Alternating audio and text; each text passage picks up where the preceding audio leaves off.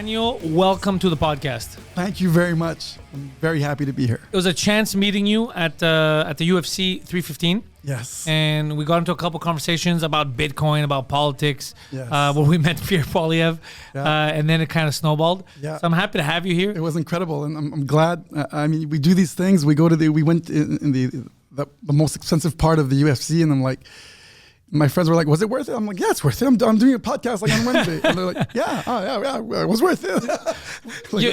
You and your boy were the best dressed people there. Yeah, thanks. I forgot your boy's name, but the guy in the green. Yeah, Bruno. Yeah. Bruno, I like it. He was dressed like the Riddler. I appreciate it. He was a cool dude. Yeah.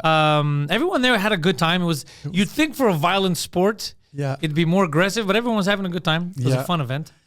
It surprises me how it's mostly like conservatives that go there. Like, I know you're friends with Mike Ward. I was surprised that Mike Ward, he's a conservative, right?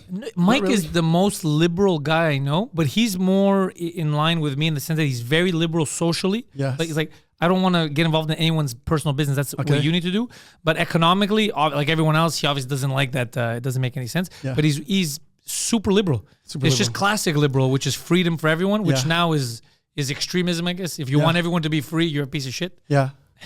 I think I fit in that the classic that liberal frame as well. I think, but I'm no expert. I don't know who is now. They keep moving the goalpost. Yeah.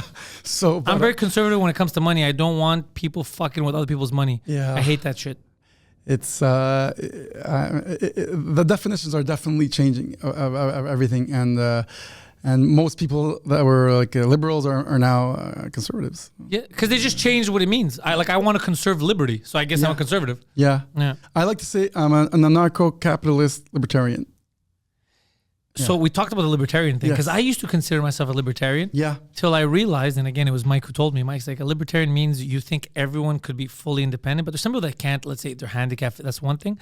But the other thing is a lot of dumb people that if you leave them to their own devices, they're going to bring themselves and everyone else down. So you can't be fully libertarian. There needs to be some kind of cohesion in society for everything to work. And he's actually very right. I think COVID showed us that the government structure, it was way too powerful and incoherent. And I think it was necessary. And I think starting from COVID, we're kind of going downhill for authorities. Where I think they're just losing more pertinence, and they're losing really people's confidence. I think that's where we're going, and I think it's inevitable. And this is very tied to money and to the Bitcoin conversation. And I think since 1971, we got off the gold peg under Nixon. So they said, listen, money won't be pegged to gold anymore because they needed to pay more than they were able to pay. So having the gold peg wasn't good. So they said, okay, screw the gold peg, and then they did this like the petrodollar or whatever tied to petrol, tied to oil, and so but since we don't have like something that the money is pegged to, they can basically do what they want. And that's what they do. They print, they devalue currency when they want. And Kennedy, this is not often talked about, but this is what happened. He had signed an executive order to at least go to a silver standard for the US dollar. So they're backed by something. And then magically, his head blew up. It's the dangers of driving around a car. Sometimes your head just blows up. That's what happens, yeah. But, and this kind of charade has been going on since like 1971. So if you calculate it, it's like, we're up to like 50 some years now. And it is a charade because when you leave, and governments are not totally like useless, and people in government are not badly intentioned, I think, because it's kind of a mistake to always say, well, they're against us or they're against people, but systemically, the system has a problem, and the problem is that the governments can do whatever they want, and this has been going on for way too long, and we feel it now because everything in society is incoherent. So when the base layer of society, which is money, which ties all of our activities, then everything after that becomes incoherent. So media, politics, obviously, health. How did you get involved in like Bitcoin? Like what were you doing before this? I'm an artist, right? I did 10 music albums with my twin brother, Eric. So we're called Tadros Brothers, Les Frères Tadros. And I think a friend of mine was like, in 2018, he's like, Bitcoin, man, Bitcoin. I was like, okay. He's like, check it out. And I was like, it feels like a scam. Forget it, man. Like, whatever. But obviously, I'm open-minded like you. And I was like, oh, cool. Let me just check it out. So checked it out. And so at the beginning, you get in for the number go up. Bitcoin is always going up. And so you're like, wow, I could get rich on this. And that when you start studying, you're like, I'm surprised that you haven't so far been more involved in Bitcoin. I know. Because it's kind of like the summum of kind of like capitalism, free market, libertarian ideals, back to sound money. It's kind of like all of what kind of the Western democracies should be. It englobes all of that.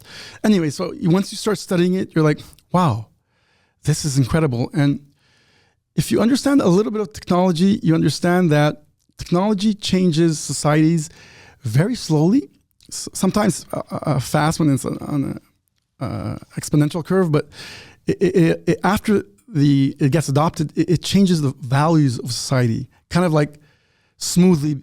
And it's the ultimate weapon to, for me, Bitcoin is a political act, So I think where this is going to lead to is people are going to adopt it. Governments are adopting it. And slowly, we're going to go back to rational actors in society, starting with governments. You're more optimistic than I am. I am. It gives me hope. Bitcoin is hope for me. It's actually the only thing that gives me hope.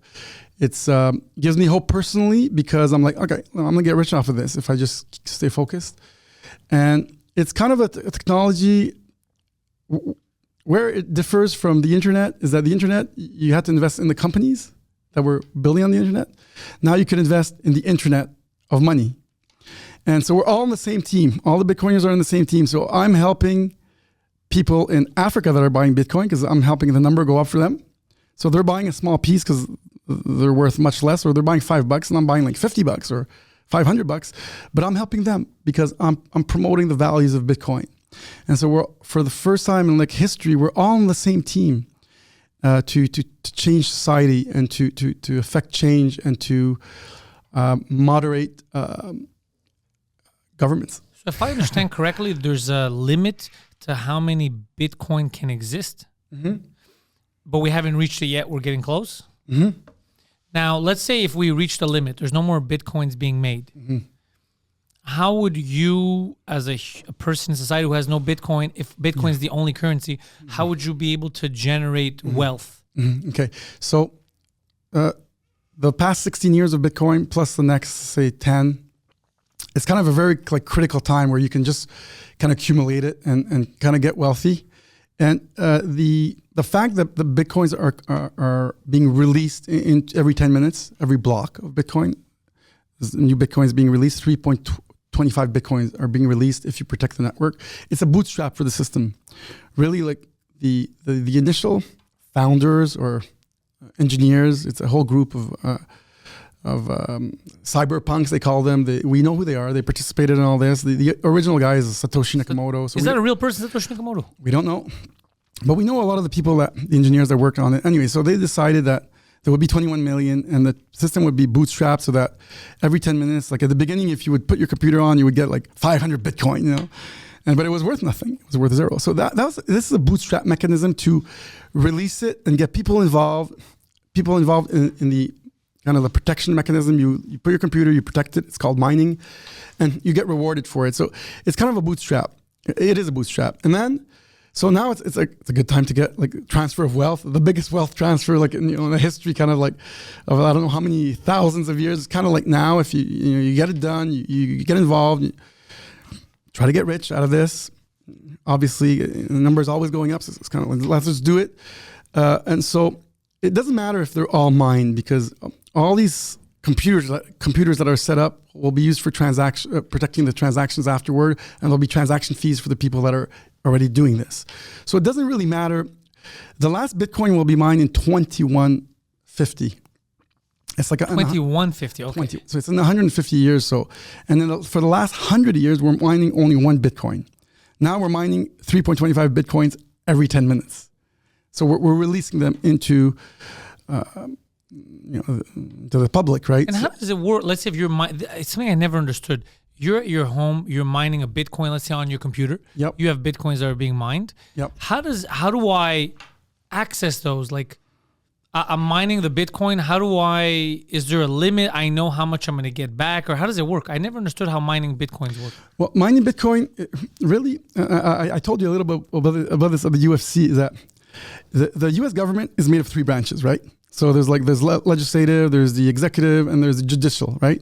So it's a balance of powers, right? So a balance of powers ensures that not one single group accumulates all the power and fucks up society. So the initial founders of the United States were really smart. Like if you look at the Constitution, they have all these balance of powers and this and that. And Bitcoin is kind of the same thing. It's got three layers. It's got the miners that are totally independent, that plug the machines. You can go buy a machine tomorrow morning, cost you anywhere from $1,000 to whatever, 10,000 or 20,000. And the more it's performant, the more you make Bitcoin with less electricity. How does that work though? Just because it's performance more, that's the thing I never understood. So these guys are necessary because they're like one branch of the government. And then you got the Bitcoin holders, and then you got the Bitcoin like nodes that make sure that nobody's changing the software. So anyways, if you want to participate in mining, you just got to kind of get involved. You get software. You get the machine, you download the software. You just make sure that you plug it in. It costs a whole lot of electricity. Like people think that it doesn't cost anything. Like in Quebec, the electricity is kind of like not too pricey, but not so cheap. It's still worth it. Some countries are much cheaper. You plug it in and you protect the network. You're making sure that every single transactions that go in a block, nobody's bypassing it and screwing with the system. So it's a kind of a really important, thing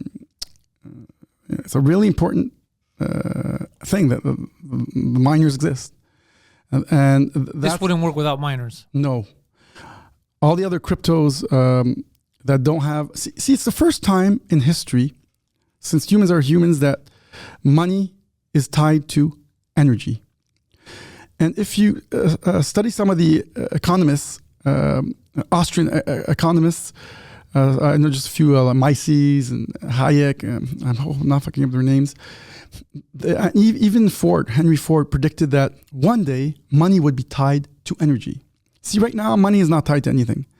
It's tied to politics, the political will of Donald Trump, the political will of Mark Carney, and then on a dime, they decide to print. And so it's... deflate your currency, basically they're just promising a whole bunch of stuff, and then they don't have enough money, and then they print. So to bring back sound money, somebody figured out that we had to tie money to something that was worth before it was gold, right? But now with computing and with cryptography, that evolved so much, they were able to create this perfectly engineered technology that is tied to electricity. So it's not free to mine. It costs expensive to mine. I mean, you can rack up bills. It's very expensive bills if you have a lot of these machines. But in the end, you still got a business because it's still creating Bitcoin. When Bitcoin goes up, wow, your profit is higher. So that's the whole mining bit. Is like you can start the business of mining tomorrow if you want. And put on the side and let it do its permissionless. thing. It's permissionless. And then let's say someone starts tomorrow, buys a kit, spends a couple $1,000, has it. The Bitcoin that they're mining goes into, I guess, their ledger, their account. Yeah, so you can choose any wallet that you want in any platform, centralized or decentralized, or like any just wallet with a Bitcoin address, and you transfer there, and you make it's a fun kind of, people get involved because they say, well, I could just run this and I make money. Yeah, basically that's it. You're gonna have to invest a little bit because if you get one machine, you can make a few bucks a day. Like in the end of the month, maybe you make a few $100, and you pay off your electricity and basically just ran the computer. And That's how we started our idea, our Bitcoin house idea. This I want you to get into. Yeah. It's There are pretty cool. prototype houses Yep. that run on Bitcoin. Correct. So me and my twin brother Eric, we were like, wow, this is cool. So we started mining, and we were like, these damn things create a lot of heat, you know. So and so Eric and I, we really think out of the box, and then so I think Eric's neighbor says, man, like there must be a way to like make money out of this heat. There's so much heat. Like he had like full of rigs in his garage, next door neighbor in front. Is that hot? Yeah, it makes a lot of heat. Like this makes a lot of heat. Like there's some projects that they're heating whole cities. So our project really is the Bitcoin house, where we created this idea where we can make money off of the heat. Well, not money, but we created a business model off of the heat. So we did this heater, this what do you call it? Chauffage d'appoint in English. So in French, just a small heater. And then our bigger project is we created the Bitcoin house. The Bitcoin house, what it does is it creates passive revenues for the owners. So anywhere between $500 and $1,000 monthly revenues. And all the heat here is very cold in Quebec is reused in 9 different ways in our houses. So we're heating the floors, a pool. We're heating, there's a sauna. We're heating, there's a fireplace. And this is all done via the Bitcoin that's being mined. Correct. This is crazy. Yeah. So the trash of the operation is heat. So and here it's cold 6 months a year, and we were like, we got to use this heat and make a product out of it. And so the house was the best idea because in winter we could heat the house, and in summer we were like, well, you AC, know, we're heating the pool. Yeah, we're heating the pool, and we're heating. So we were like, let's. Can you power stuff through the heat? You can power the AC unit through the energy being produced. So well, you're so smart. Actually, I doubt it. Because that's smart that you're saying that. That's incredible. We actually deposited 2 patents and depositing a 3rd one to use the heat to create energy, and use the heat to power AC. Yeah, because if you're using the heat to create energy and you can power anything. So it's so counterintuitive, that idea, that like I'm surprised that you actually came up with it. And so we physically we didn't focus on the like refrigeration part where we're actually going to cool. We can cool the house because there's potential energy in that heat, right? It's constant heat coming out all the time, and you can capture it and use it. And so I deposited like just lately, just 3-4 months ago, 2 patents to kind of protect that idea. So smart. Yeah. For the moment, it's only like in the patent kind of realm, but theoretically, it's theoretical. But in the end, you're really saving like money. But it's so counterintuitive. People say, yeah, but if I'm in Abu Dhabi and it's so hot, why don't I just use the heat of outside? And like, okay. First of all, that heat, it gets colder at night. It's not constant. It's not predictable. It's not captured.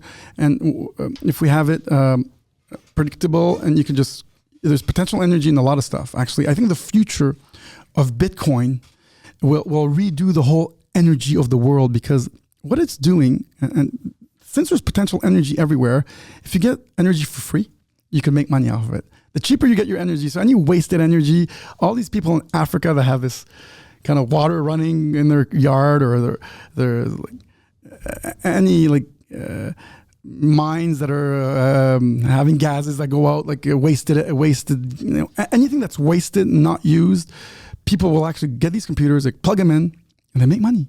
So this will transform energy across the planet, because all the incentives are there to make the best use of money, of energy, is that you take wasted energy and you make a bit of money with it, especially when you're making it in USD and you live in like South Africa, or Africa, whatever, So it'll push humanity towards using all sorts of wasted or uncaptured energy, and it'll make us more effective. Now, here's my question: is so this would, if theoretically if this works the way it should, it would kind of render every home independent from the main grid, as long as they have a secure and strong internet connection, so they could be doing the mining. But won't this undermine the current system, and then you run into the trouble, which people have been killed for less. People have been killed for disturbing less of the ecosystem of the world. Isn't this one of those type of situations where if it works the way we would like it to and the way it's theoretically in place, you'd cause so much disturbance that people would want to off you? Welcome to Bitcoin, man. It's too late. Anyways, if Bitcoin had to be shut down, Edward Snowden? No, it was the other guy, Assange. When he was doing WikiLeaks, he was taking payments in Bitcoin, and this was at least 10 years ago. So Bitcoin was only 5 years old, and he was like, no, I don't know if it was him. I think it was somebody in the group of the initial WikiLeaks. And the initial founder said, you know what, don't attract too much attention towards Bitcoin, because at that point they would have been able to shut it down.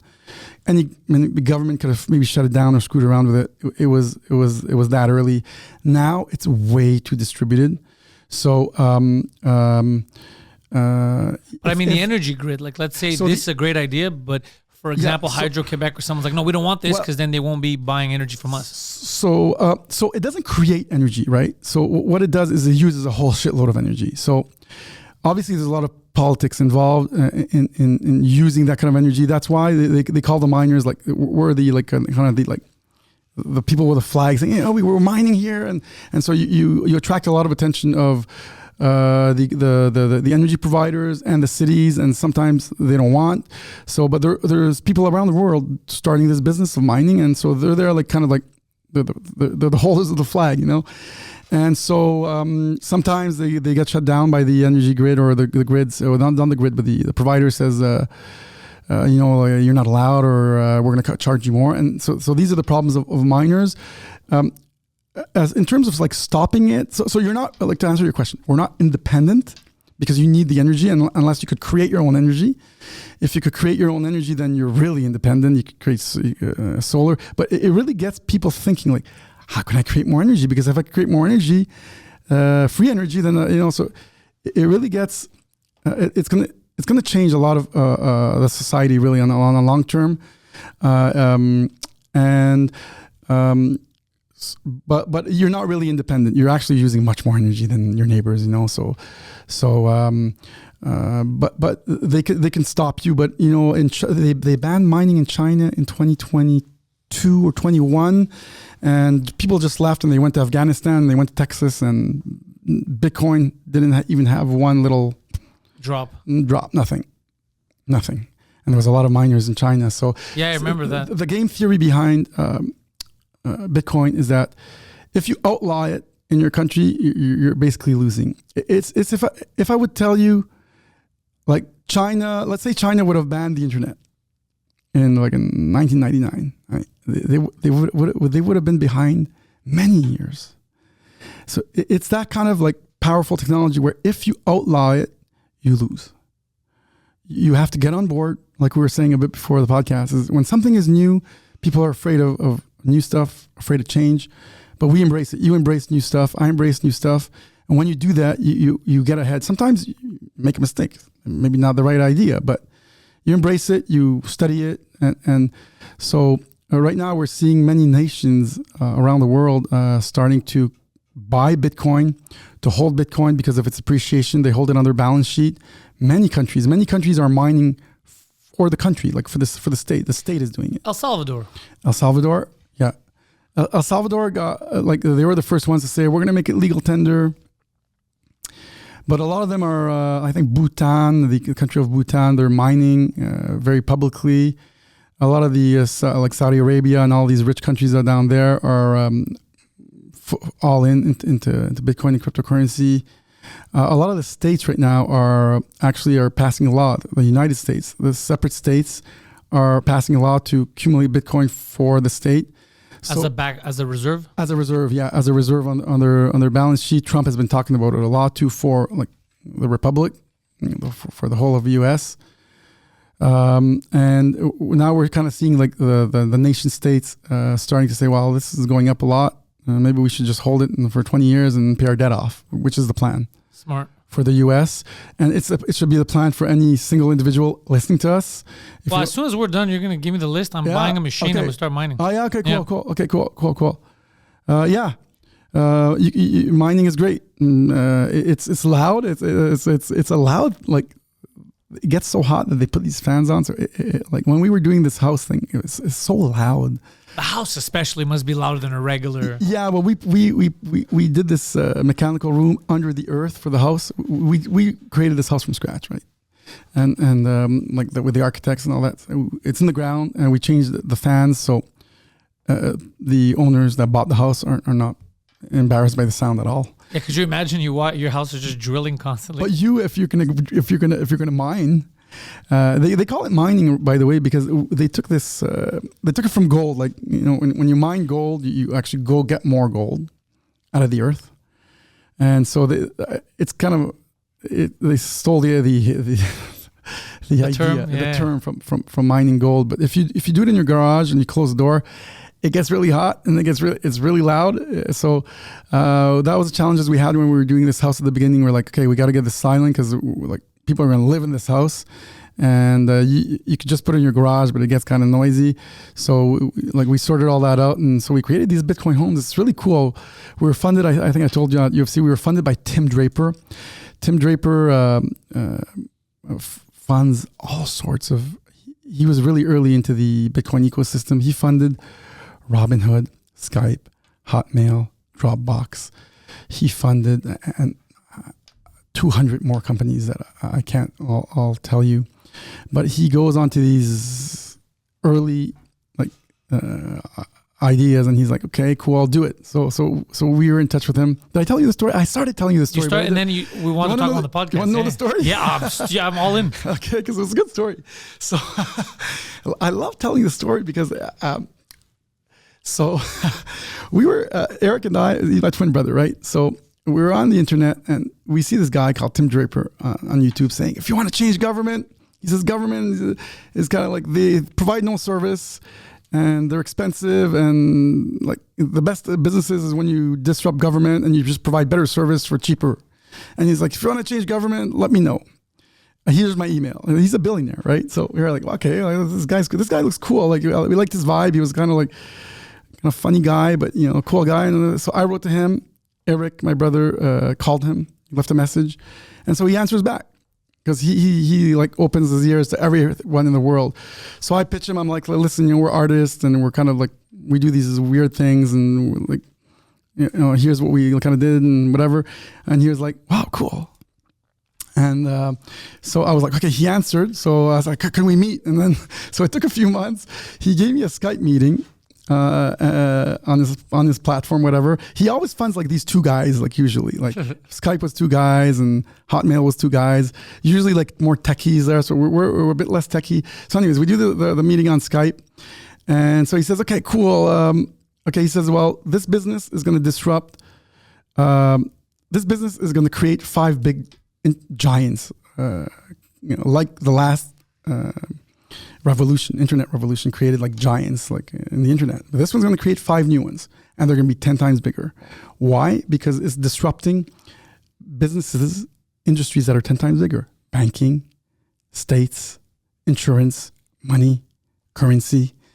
And he says, so we don't know who the winners are, because this was in 2017, I think. And so he says, but you guys are like cool. You guys seem good at marketing. Let's keep in touch. So I was like, shit, you know, whatever. He just wants to keep in touch, you know. So I like, cool, yeah, whatever. Thanks a lot for the meeting, you know. I was grateful for the meeting. So, but he took the call, and that was incredible. So, I kept in touch with him, and he never blocked my email. I was like, okay, this guy, I'm not too much of a nag, you know. But I kept in touch here and there, pitched 1 or 2 ideas, and he's one of the like best venture capital investors in the world. Like, you know. He gets in early, and he didn't bite on any of those initial ideas that weren't related to crypto, by the way. They were some or other stuff. And so when we had this house, the Bitcoin house idea, I said, we want to do a Bitcoin house. And he kind of laughed it off. I said, no, we're serious. We want to do it here in Quebec. And and then he says, yeah, but what are you going to do in summer? I said, well, we're going to heat something up. We're going to heat the pool. And he's like, okay. So the negotiations lasted like 8 months, right? And then so after 8 months, I guess we weren't so priority, right? You know, like yeah, he's working on crazy stuff. Working on other stuff that's, you know, but he And then, so after 8 months, he says, guys, because I asked for 10 million. So I want 10 million. I was like, well, this is, we're doing houses. We're good. Let's ask for 10 million. And then he says, guys, I'm going to do it. We're not going to do it because obviously I was asking like for too much for this project that it was only on paper, really. It was like, So it's all imagination. It was all imagination, And then he said, and then I said, okay, well, I said, lend us 3 million. And then he said, no, I don't do. He doesn't like just lend money because the return is not like he doesn't want 15% return. He wants like 500% return if the idea works, or 10,000% return. So he says, okay, well, whatever. I'll give you guys 1 million. I was like, deal, man. Let's do it. So let's do it. And then I was like, okay, so what do we do next? Now we got to find an architect. I never did this before in my life, So what do we do next? So basically, just went really slowly and gave us a few $100,000. He saw us go forward, and we're like, we need more money, man. We're building the house, let's just do it. And so we got it done. We got the whole house done, and it took like a full year, and we showed it to him. And we sold it, especially. That's crazy. Yeah, we sold it. So how'd you find a buyer for that house? Like, it has to be someone who understands and loves Bitcoin. And yeah, well, they were not Bitcoiners. They were just regular people. It was a super nice house. I'll show you some photos. Maybe we can add them in, whatever. Yeah. Super nice house. They just needed the kind of house. We created a bachelor at the bottom, so there's other revenues. It was super well decorated. We sold it at market price. The people knew about Bitcoin. They were like, okay, let's do it. And we set it up so that people can just get the house and they don't need to be Bitcoiners. But they're going to be generating Bitcoin. It generates Bitcoin. So right now they're making like anywhere between 500 and 1,000 monthly. Just off the Bitcoin. Just off the Bitcoin. They're paying electricity, obviously, but they're accumulating Bitcoin, and Bitcoin's going up, and they're not paying for their heat. So there's nice advantages there, and we reuse the heat in 9 different ways in the house. So we went crazy on being creative on all that, and so and now we're building 2 more. So we're building 2 more, and they're almost finished soon. So but being an entrepreneur is not always easy. Crazy, right? It's not always easy, man. Because now, he gave us that initial investment. Finally, he gave us 1.5 million, and we did this R&D stuff, and then we sold the house for almost like under $1 million there, and now we're building 2. Now it's like we're kind of doing the grind. It's the grind of being an entrepreneur, yeah. So we're got to work on getting more investors in this project. Yeah. Is he working on getting more investors too? He's telling his buddies like, yo, this is not a bad idea. Yeah, I think where we're at, he takes my emails all the time, and he's super cool. And I think where we're at is I think he's kind of just testing our grit, So and now we got 2 loans for both houses, so we're kind of compensating with private loans, and we're going to get it done, pay back the loans, sell the house. So it's kind of a stressful moment, but hopefully when we get this done, get an outside investor. I hope he's going to invest some more. He's a venture capitalist, man. And we're grateful for his implication. If he wants to do more, we need it. And it's such I really like the idea that the people buying the house are automatically generating something from it, even without renting, like the bachelor, like you said, and because Bitcoin keeps going up. Yeah. So basically, what the house is, it's a forced. We call it in Bitcoin. We call it dollar cost average. The best strategy for Bitcoin is you dollar cost average in. Don't look at the price. Just buy it every week for $50. Whatever money you can input in there. And if you don't have free cash flow, just don't buy it that week. You just don't look at the price. And sometimes the price really goes down, and you have a bit more money because you made a little bit of money. You invest a bit more, and if you do that over a few years, it's a 4-year cycle. Bitcoin's a 4-year cycle. Over 4 years, nobody has ever lost 1 penny on Bitcoin. Usually people complain because they sell when they panic sell. They saw it go down 60% volatile, 60 vol. So they see it go down, I sell. And then they're like, I don't understand Bitcoin. I never made money off Bitcoin. Yeah, because you're not patient enough. So anyways, the house is a dollar cost average. It's a forced dollar cost average into Bitcoin. Plus you're saving on heating, and you're just accumulating Bitcoin. And that's what it does to people, and the buyers about it, like they kind of figured out Bitcoin's a good thing, and they're seeing it go up, and they're like, okay, I'm sure they're not selling it. I haven't asked them, but the objective is you buy the house, you keep the Bitcoin, you never sell it, and you hold it, and if you hold Bitcoin long enough, your $1,000 that you put becomes 10,000. It's usually 10x over 4 years, and if you wait another 4 years, make 10 of that. 10 of that. And did you left Quebec for a while and now you're back, or are you half? No, I fully live in Quebec because I have kids and a girlfriend, and my brother is here, and all my family is here. But during COVID, I did leave though. Like during a lot of people left. I left because my brother stayed here, and I had no girlfriend, and I was like, I'm not going to stay stuck at home, so I left Mexico for 7-8 months. How'd you like that? I loved it. Where in Mexico? Where were you during COVID? I was here during COVID. I was working. Were you doing podcasts? I was doing podcasts. Yeah, I was running the network while people were telling me to go home, and I was like, I'm not going home. I'm writing myself a reason why I'm allowed to be out late for the curfew. Shit. Because I was doing a lot of. I was doing stand-up too around Quebec at the time. There was people people were coming out. There was the whole mass situation, fighting this, going around. It was looking back, it was a nightmare, but you did what you had to do. It was a nightmare. None of it made any sense. They would get me to go on stage. I would have to wear a mask till I get on stage. But then when I'm on stage, I would take off the mask and spit on people as I'm talking. None of it made any sense. Restaurants, you eating, no mask, you're talking, you're doing whatever. As soon as you stand up, you got to put it on. It was so stupid. Mm-hmm. And it used to frustrate me because people would be like, no, it's not stupid. And now everything came out like, yeah, it wasn't scientific. It was complete nonsense. Mm-hmm. I'm sure you woke up a lot of people during COVID. I did, and I made a lot of people angry too. Yeah, a lot of people were very mad at me. Yeah. Yeah. I think I woke up a lot of people during COVID, but I got a lot of people angry too because people don't like their world shattered. They want to sit down and just whatever the CBC, CTV, CNN tells them, they just want to believe it and go about the day. They never want to question it. Mm-hmm. Even if they tell them, hey, look, the sky's not blue, it's red. Mm-hmm. They're going to be like, all right, it's red. Even though they could just look up and be like, I don't think that's red. Yeah. They don't want to deal with that. It's when you tell people your whole life is a lie, like what they're telling you, it's all a lie. They can't take it. No, I guess it makes you feel stupid or scared too, because then you're like, wait, if I can't follow what they're telling me, if that's not all the way true, what is? Maybe it's I used to attack like a lot, like the authorities and say, like, it's all, they're against us and this is all, and like I softened my stance on that. Now it's more like, society is sick. Our institutions are broken. Our systems, it's systemic. It's a softer stance on the problems and how the problems, and if you do kind of study society, you kind of realize that, it's just we were blinded, like as a society, and then we're kind of like people are kind of realizing, well, we're kind of waking up, Yeah, and it's not one person's fault, and it's not anybody's fault. Maybe there are some bad actors all the time in government, and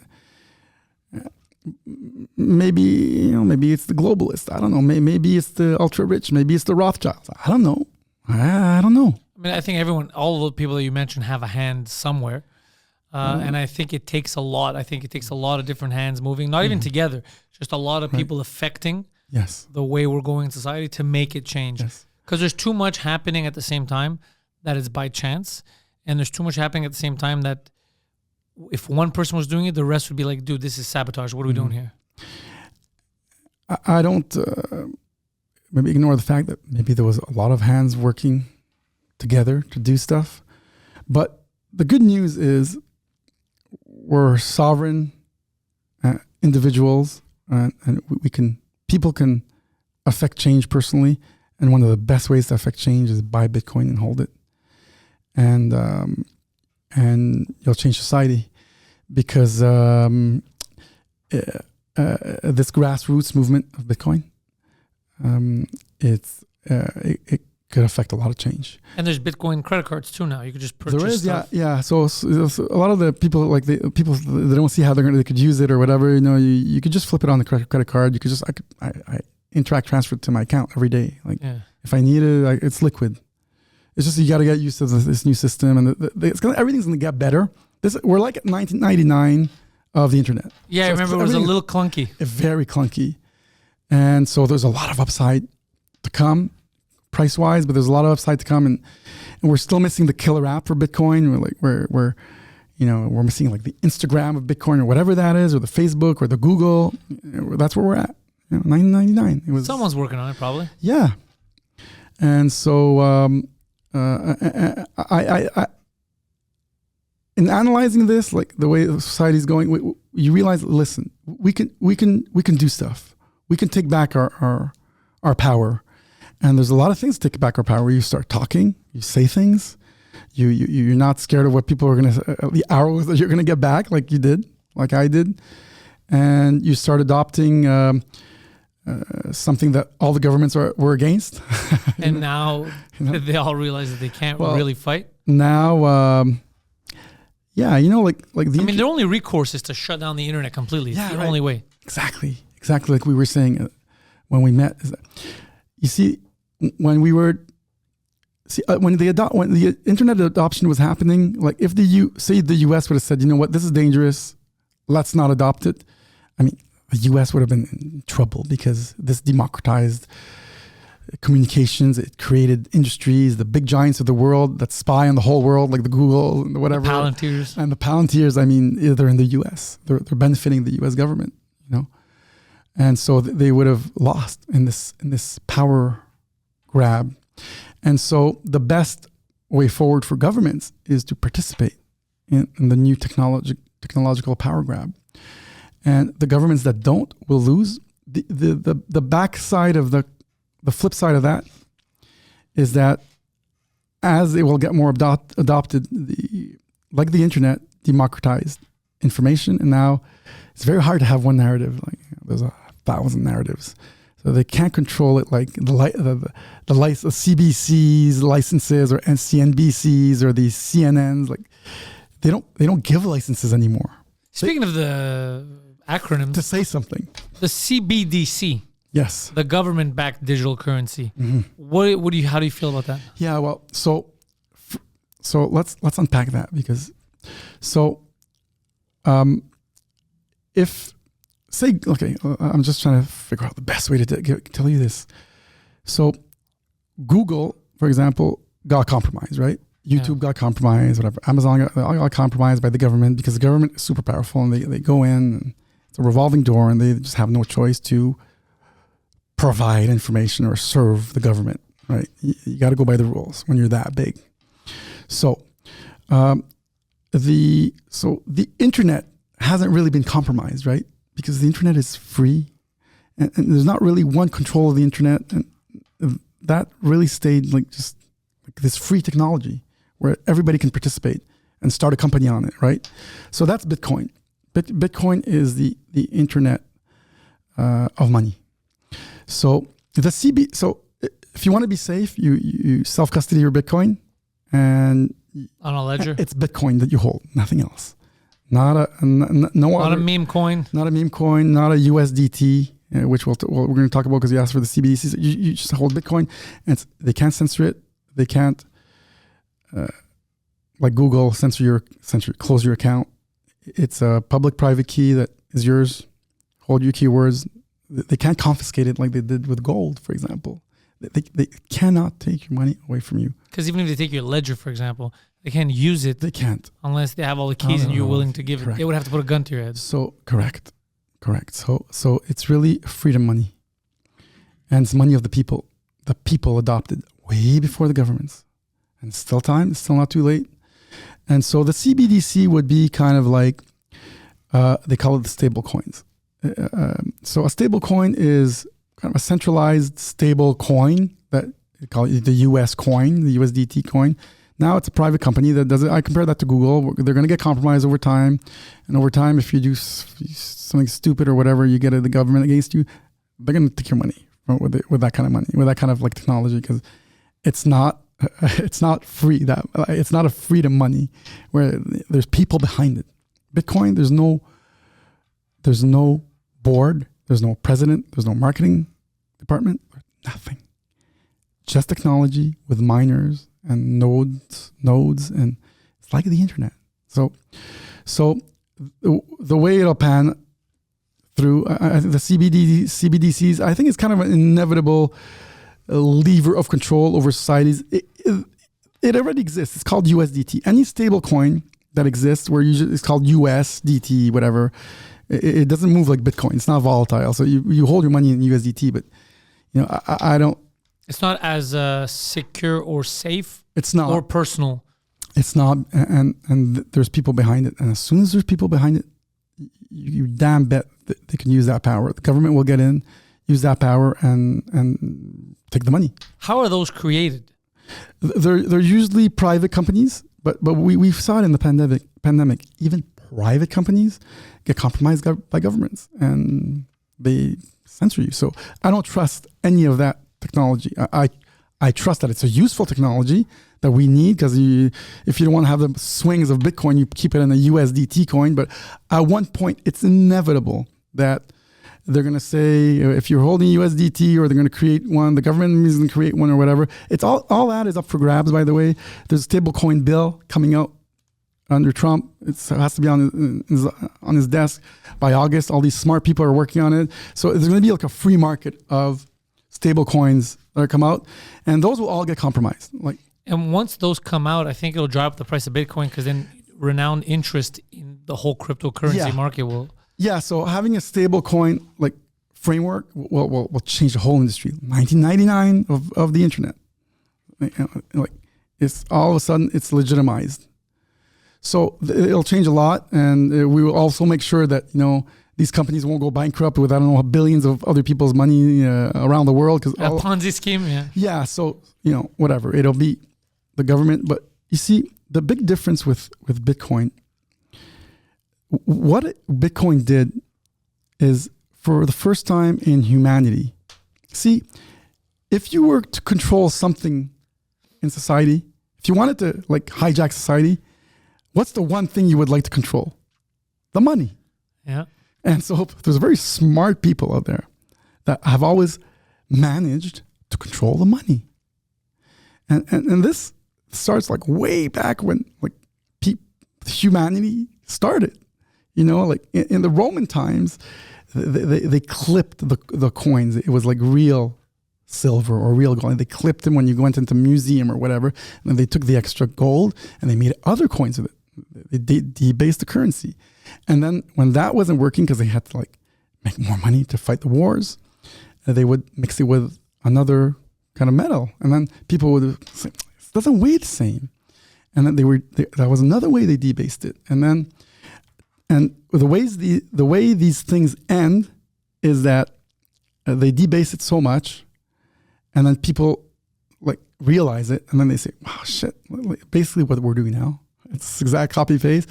And then people say, this is not buying me. This people lose trust in the institution that creates the money, because they're doing all this hanky panky because they need to hijack the money to do war, to keep their promises, the politics. So what Bitcoin did is it removed politics from money.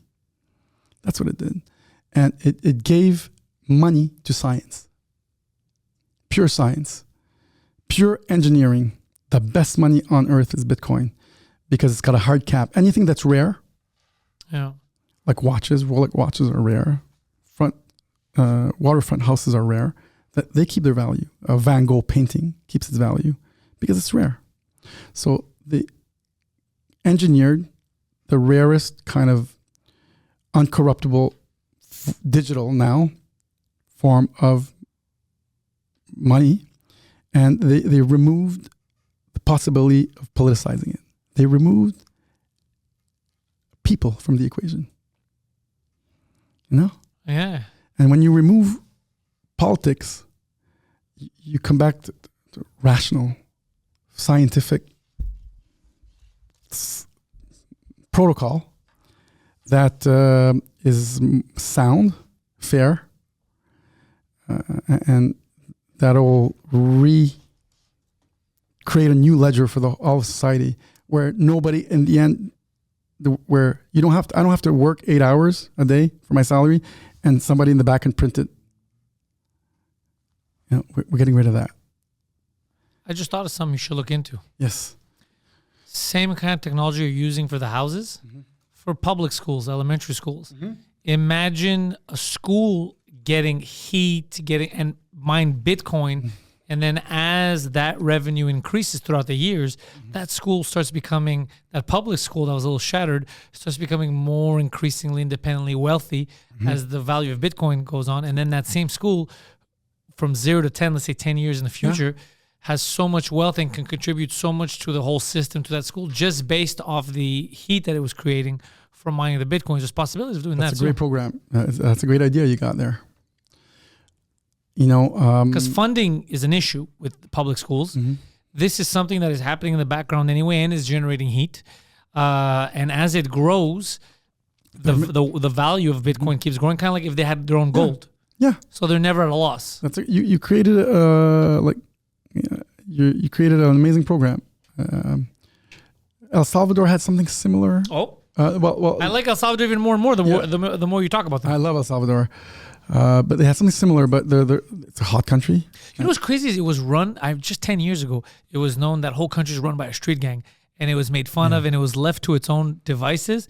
And then it took one leader, a young guy too, who was like, nah, this isn't going to work. You know, they got him off the ballot, Bukele. Really? Yeah, they got him off the ballot, and he fought. A little bit like Trump. They tried to get rid of him, and he got in, and he cleaned up the whole place, and he had adopted Bitcoin for the country, and he went hard on the gangs. It became from the most dangerous to the safest. I went Safe? 2 years ago. Very safe.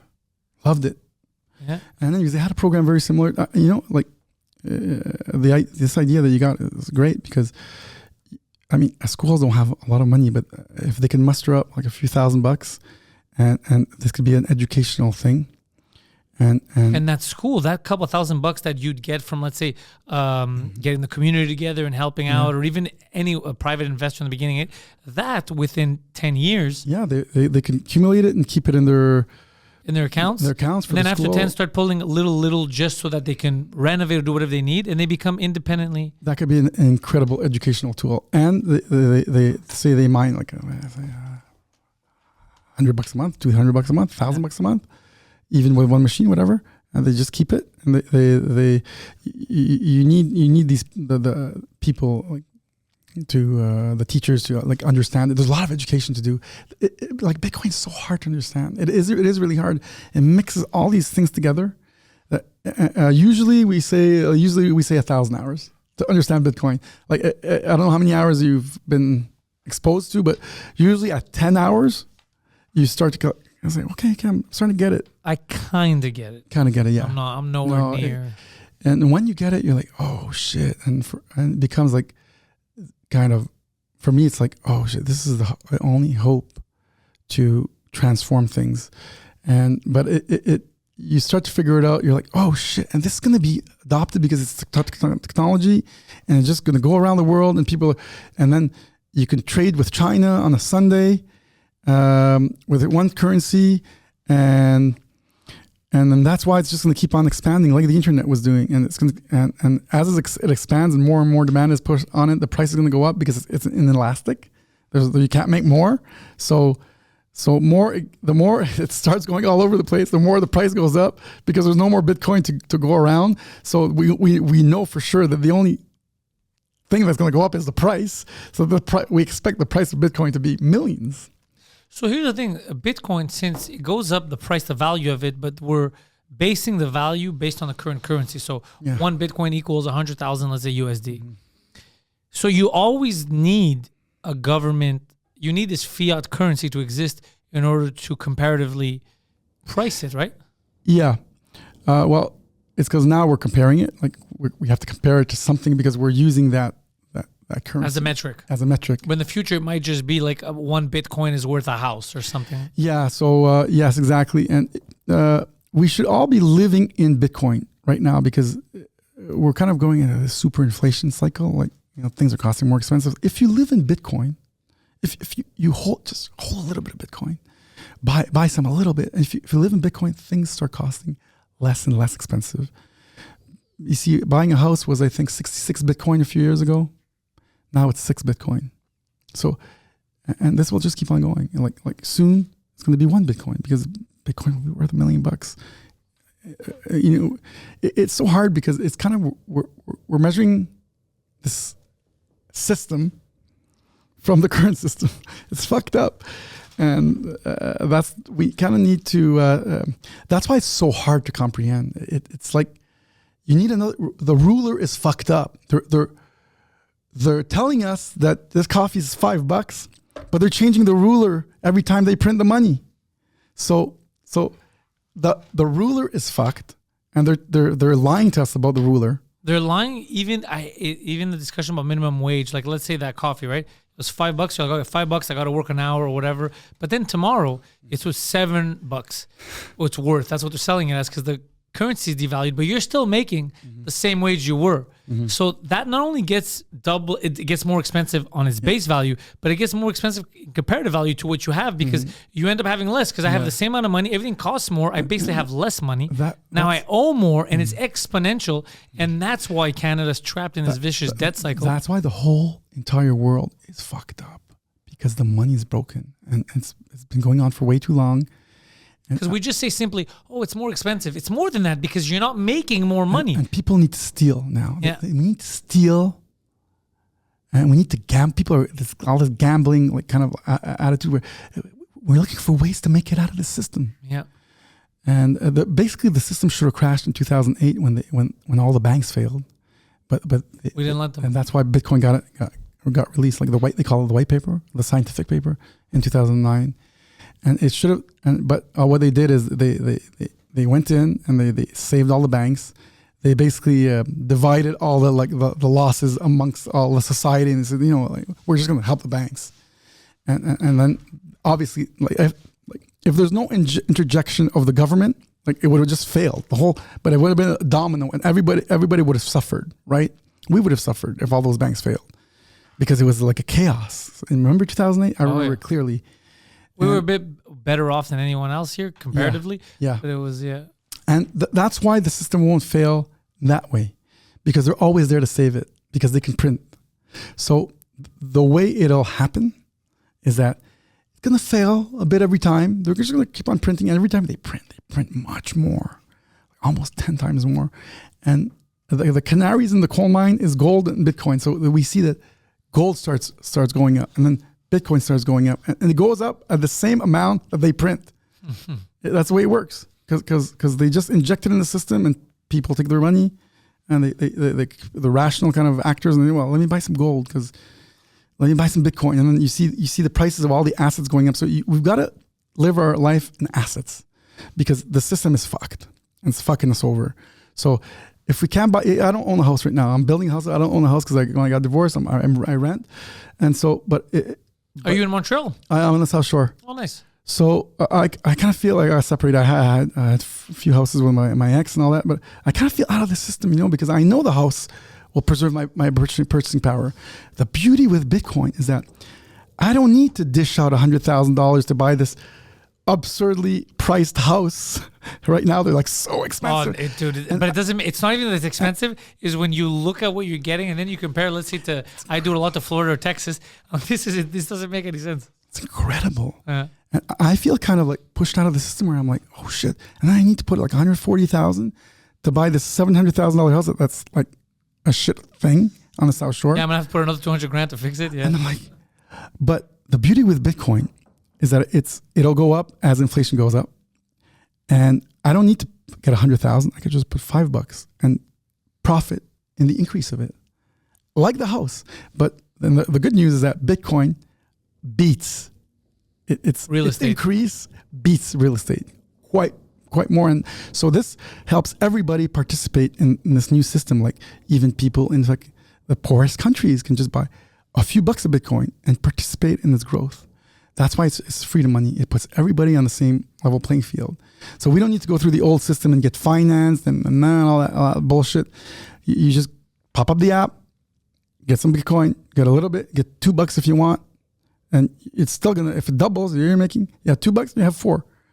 And so you couldn't buy that house, but you can buy Bitcoin, right? So secure your money. yeah, and as they print, the printer goes wild, then the assets will go up. All the assets. So the assets is gold, stocks, housing, and Bitcoin. And the one that wins the race every single time is Bitcoin. And before, I don't want to forget this. So for people that is their first time, it's easy for them to get an app in order to purchase their first Bitcoins. Yes. So there's a lot of apps out there. You could you can get Coinbase. It's our buddy Tim Draper that invested in Coinbase. They're publicly traded. They're secure. And it's easy transfer. Yeah, I mean, it's pretty easy. You got to do a few loops and provide your passport, whatever, all that, you know. So there's a lot of like kind of hurdles compared to the old system where you got to work at it, just do it, struggle with it a little bit, and then in Canada you can send Interact, or they do have like limits. You can't just like go crazy and buy $1 million or whatever, $10,000 all like the first week. There's all these like guardrails, but you can do it, and everybody should just tip their toes. And it's strange because I evangelize this and I tell people, do it, man. They're like, no, just put $10, just do it. Yeah, just get involved. Just put $10 and look at it, and then get involved and just see what it gives. You know, I heard yesterday. I'm not gonna name names, but there's a guy because I was doing another interview, and one of his friends, he's gone now. He became a billionaire because of it, and it was early on, and when some people were putting, I think, like 6,000, 10,000, he's like, fuck it, he put 600,000, and it was a few years before the blow up, and now he's gone from here. He lives somewhere very, very nice. What year was that? This was way before the pandemic. This was probably close to financial crash type of times. Yeah, when you get it, like when you get Bitcoin, you're like, usually they say like put 1% and then 2%, and then but when you get Bitcoin, you're like 100% in, because you're like, oh shit, this is the best returning asset in history, and if you study it enough, and you're like, this is just gonna keep on going. Maybe 1 or 2 years something happens geopolitically or whatever, you know, the markets, macroeconomic screws up. But if you wait it out, you know, it's kind of like the Amazon of 1999. Yeah. Yeah. You just got a dollar cost average in. I just try to tell people dollar cost average in, wait it out, and don't sell it from if it's 100 and it goes to 107. Don't sell it and start partying, because don't do that. Just keep it. Yeah. And so I'm a good evangelizer. Eh? Yeah. Well, you got me. We were talking over the weekend, and I'm definitely gonna. Yeah, it's crazy. I'm gonna purchase some for myself, but I'm also going to talk about that machine. Yeah. That machine. I like Bitcoin because it gets us to talk about all these things in society. It gets us to talk about technology. It gets us to talk about, history. And it gets us to talk about government, overreach. And then it gets us to we talk about assets, which we try to understand. Like, most people don't understand what money is. If you don't understand, like, money in prisons is cigarettes, because it's rare and it's exchangeable, so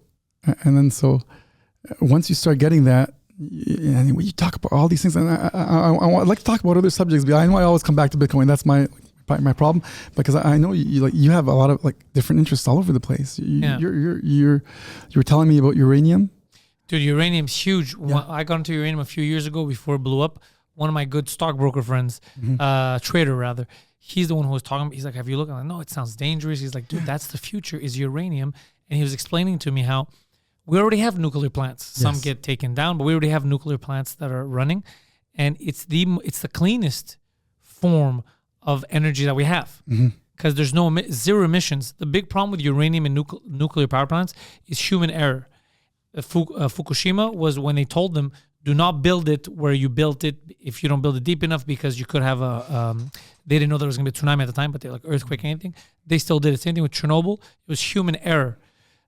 done properly, where it's been done in North America, there's never an issue. Very safe. It's very safe. Again, no emissions, because we're talking about pollution. That's a huge thing for us. It's the only zero emission energy that we have. And small rocks can power entire cities. It's so good for what we need in the future, especially since everything's moving towards electric vehicles, Bitcoin mine. We're using so much energy. We need a zero emission superpower grid. And whether we like it or not, it's going to move towards nuclear. Yes. They're just down on it because the word, it's scary. Because when I heard when I heard uranium, I was like, get that away from me. And then I realized how much is being mined, and the big players, the money players, understand it's the future. It is. Whether we like it or not, because everything's electric. We're not going to go back. We're not going to go backwards. We're only going to go forwards. We need more and more energy to power our computers, our cell phones, our cars. AI is taking so much. We have no choice. It's either that or we're going to destroy the planet.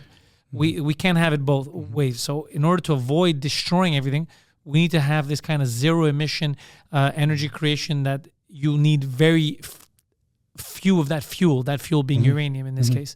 So it's the future, whether we like it or not. I agree with you. And micro, small ones for houses.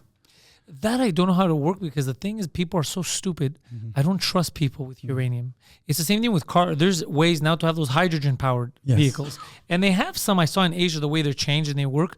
But apparently, if the wrong person is driving it, a crash, explode. Like, they're talking about different ways of doing it. But there are ways of having better renewable energy sources. It's just that a lot of us are monkeys, so it's very difficult to implement in society. So what I'm thinking is maybe uranium, the way it could be, would be a far away, kind of like how I have hydro, a far away power plant, and then we use that energy to send it into a city grid.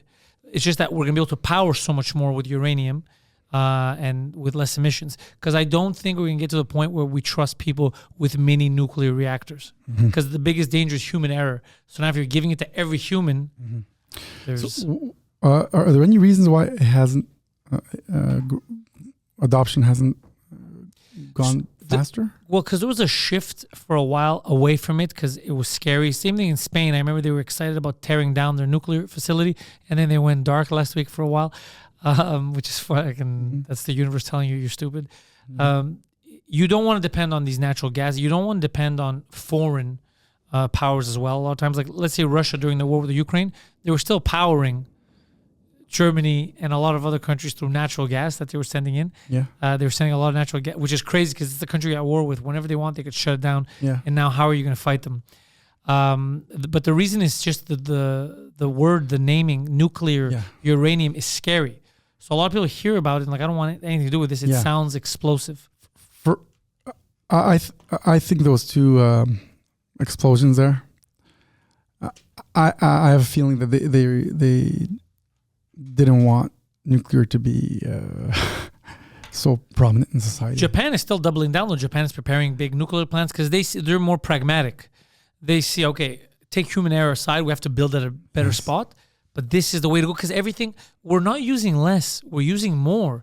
You're buying more products that consume electricity. Your car consumes way more. Your washer dryer refrigerator pulls so much electricity. We're not going backwards. We need more and more power. So unless we want to put they already said it that consumption is gonna. I think it's exponential. Well, that was the problem with electric cars. They said everyone has to go electric. Everyone has to go electric, and then they realized like if everyone went electric now, all our cars, all our motor vehicles, our trucks were electric. There's no way in hell we could power it with the current grids. No, we'd go dark. So already they're like, ooh, okay, this, and that was then. That was 5 years ago. They weren't able to. So now we're only consuming more. We need a better source of energy and one that's not with no emissions because, dude, we can't kill everything around us in order to power our fucking PlayStation. We can't do that. We have to have these safer, cleaner forms of... So was it regulation that was holding... like some places, some shitty countries... If I want to start a uranium company, there's a lot of red tape. There's a lot... Because even a uranium mine... Yes. It takes a couple of years to build one up. There's a lot in Kazakhstan. Kazakhstan has a lot of uranium. That area of the world is a huge deposit, and I think in Canada too we may have found some gold mines too. We're big on that here, but so you need to mine the uranium, and then the plants now. There's a new method of these new plants that have it that use even less uranium, and it's even cleaner.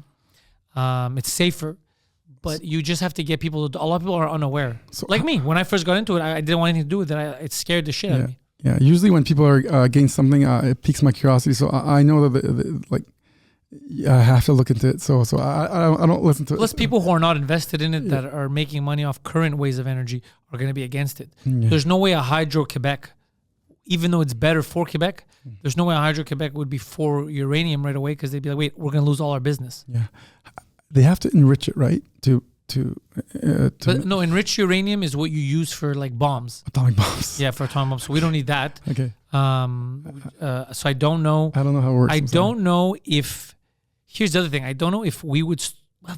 Nuclear plants already exist, so we're already using it. But I don't know what the line is of can someone get in there, steal that shit, and make a bomb? Like I don't know enough about it. I have no clue, but I know that Iran's big problem was when they were enriching uranium, they weren't using it for power. They wanted bombs, and that's why the U.S. got involved. Yeah, I know. Yeah, that's crazy. You just gave me the class 101 on uranium. Anything very else? basic, very basic. Give me some more. I know you like all you know all these crazy things. Like, tell me something. I love that. The other thing I'm looking, the one mistake I made was Palantir. Yeah, I got in early and I sold too early, and now it's worth so much just because I listened to other people in my ear tell me no. But I knew, I was like, well, the future is surveillance. Everything's it's all data, and they're all about data. Even though I hate the fact that Palantir exists, like I said, it's unavoidable. So I should have stayed in that. So that I was right. That data. The next thing is that Peter Thiel is involved in everything. Smart money is also in AI trucks. I told you Aurora Innovation. I think that's going to be big. Again, this came from the same source. My buddy who's a day trader, and he does so much research before he puts his money anywhere. He's so fucking smart about this. And he likes getting in when people hate something, if it's worth it. And this was one of those things where I was like, are you crazy? He's like, no. The reason why they stand out is, number one, the technology is, it's the guys who started. Uber are involved, Peter, like smart money's in there. They're changing trucking.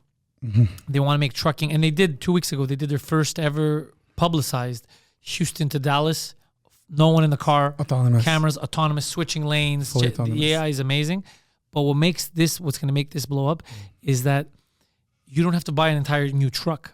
They can retrofit your existing fleet, which makes an easier buy for a FedEx, for a trucking company to be like, you know what? Okay, let me try 50 of my trucks. Let me retrofit them, see how this goes. Because the future, whether you want it or not, is going to be automated like this because it's more dangerous. It's not more dangerous because the instincts are way better than a human, right? I have a Tesla, by the way. I have a Tesla, and I use it self-driving all the time. It will really never be drunk. It will never be tired, and it's never going to waste more energy. It's never going to waste more gas. It does what it needs to do. It gets from point A to point B. So whether we like it or not, it's going to happen. FedEx, all the fleets are going to change. So I put some money into it now because I'm like, in the next couple of years, whether I like it or not. What is it called? Everything's Aurora. Aurora. Yeah. AURX is only. Yeah, AURX. I bought some warrants on it. Yeah, the ticker. So you told me that at UFC. Yeah, it's that I think for me, it seems logical that that's where we're headed. But again, it just seemed like podcasting. When I started podcasting in 2010, it took maybe 10 years, a little less for people in general. In the beginning, like, I don't understand what you're doing. Internet radio, this is never going to, no one's going to get into podcasting. I go, but that's the future, podcasting, because it's niche. You get whatever you want. It's not regulated in the sense that any person can create one as long as they put some effort into it. This is no one. There's a handful of people, Mike Ward was one of them, who saw it from the beginning, be like, this is the future of entertainment and of radio. A lot of people, though, they're like, well, no, CBC or CTV, CNN isn't talking about it. It's not real. So you need that. You've been going on since 2000. That's like 15 years. I started 2010, October 2010 with my buddies. 15 years. Yeah, the 4-H podcast we started. My buddy's basement with one little Logitech microphone. You do it regularly? Like, is the podcast is regular. Podcast so now is weekly. Oh well, each podcast comes out weekly, but I have multiple podcasts. I have the Pantelis podcast. I have the French cast in French. I have the Intellectuals. The only one that's on hiatus now is 2 Drink Minimum with me and Mike while we're both on tour because we can't get together to do it. I produce other people's podcasts. I help other people start. There's people that are interesting, and I know they can make some money off podcasting. Cool. So I help them get started. That's incredible. Terry and Ted are here too. Terry DeMonte, he used to be the old Mix 96? He was. They were on all of them. They were mixed at the time, and then they were Shom. They got off. Like Terry DeMonte was the last one who he kind of got screwed over. They forced him to retire. He didn't want to. So then we met up, and he started his podcast here, Standing By. That's going well. That's lucrative for them Yeah, too. I saw the studios. It's incredible. You got a good setup here. Yeah, and we're gonna move to another one soon. We're gonna, we're always doing stuff in podcasting. That's incredible. And mostly your podcasts are like about on society, like societal issues, everything, anything. It's anything and everything. I keep it open, so it's a lot of because I'm a comedian, so I can't help it. There's always a lot of comedy. Like I'm always making something funny, even the most serious. Like I had this girl who came in on the French Cast, gonna come out to a great episode, but she's a victim from a child of like abuse and foster homes, and she came to talk about that. And I had some of the craziest funny lines, but she was down with it. Like she had told me, she watches the podcast, she gets it. So she didn't want it to always be serious. She wanted me to throw in a lot of lines. No, because I heard you on Joe Rogan, and you're like, "What's your name, pal?" Because I'm fucked up with your name, but you should tell like people, Godzilla. Yeah. My name is Pan, like pansexual. And then, anyways, Joe Rogan was like, "What, Pan?" Like same thing as I was doing, Pan, Pat, pal. And then you said, "No, call me Godzilla." That was funny. Yeah, everyone, that clip had made the rounds because people thought I was being aggressive because he goes, one name, like Roseanne, I go, or Godzilla. And that had made the... No, I found that, like, I saw it once or twice and like, that was funny. yeah, that was kind of like my... And that was huge too. Joe Rogan was just... Yeah, that was just... How did you get on there? Like, tell me about that. That was a whole... I've said it multiple times. That was a whole story of me harassing my old producer. No, well, whatever. And it was a good story or what? Yeah, it was a good story because we were on 2 Drink Minimum, and I saw that 2 Drink Minimum was on Compound Media at the time when we first started, which was out of New York City. And Anthony Cumia, who owned the network, he's good friends with Rogan. And I saw that Rogan was it was the UFC that was in New York.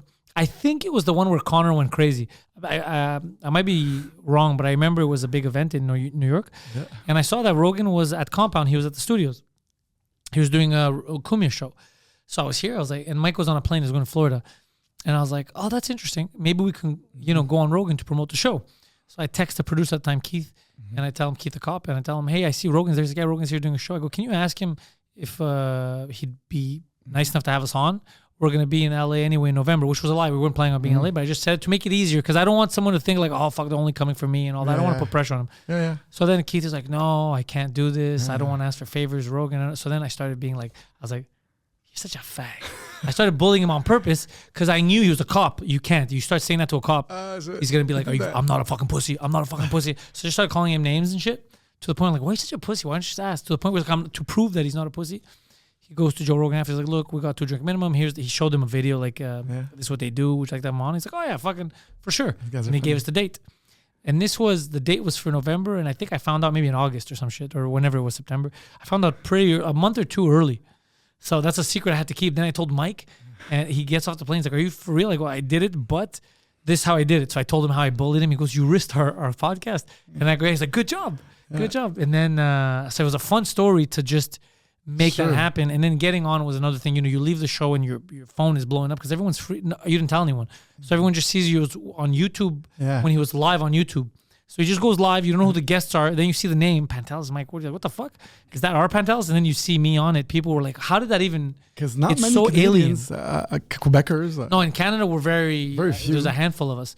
So I joined like an elite group of people to get on there.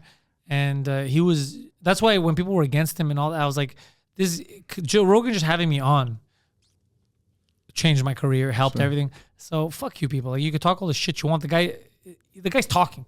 He has people on that he's interested in. He has conversations. You don't like it, don't listen. You don't want to have the same conversations. Don't have those conversations. But to hate someone because he made maybe $1 billion, a couple $100 million off something that he loved to do, go fuck yourself. Yeah. You can't follow. Even podcasters. I remember I had on my podcast, I was talking shit about other podcasters because they got mad when he signed the Spotify deal. They go, why is he making 100 million, 200 million? Fuck you. That's why instead of you being jealous, he just, for me, what it did is it showed everyone a price point.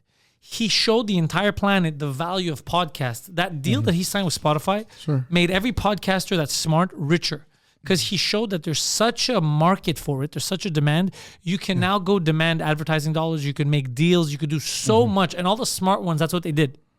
All the shit ones complained that he's making all that money. Why am I not making money? Why? Because you're not at his level. There's a reason why Spotify isn't going to give me $200 million is because I'm not at the same level as him. That's the reality of things. And he didn't get banned, so he's like he knew how to navigate because well, he was at the time. They had There were some episodes I remember that were controversial. They were taking out like, it was like 20 episodes.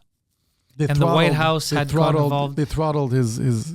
He made them take it down off Spotify, if you remember at the time. I don't know if he put them back now. What was funny is that one of the episodes was mine and Mike's. But for us, first of all, I don't care. Rogan has the right. If they tell him, hey, take these down so we don't get in trouble, take them down, bro. Make your money. We don't give a shit. For us, it even helped me. It gave me publicity because then people started, they were talking about it. There was like 10, it was Alex Jones, all these, and then me and Mike. So for us, it just gave us extra publicity. People were like, why the fuck did they censor Pantelis?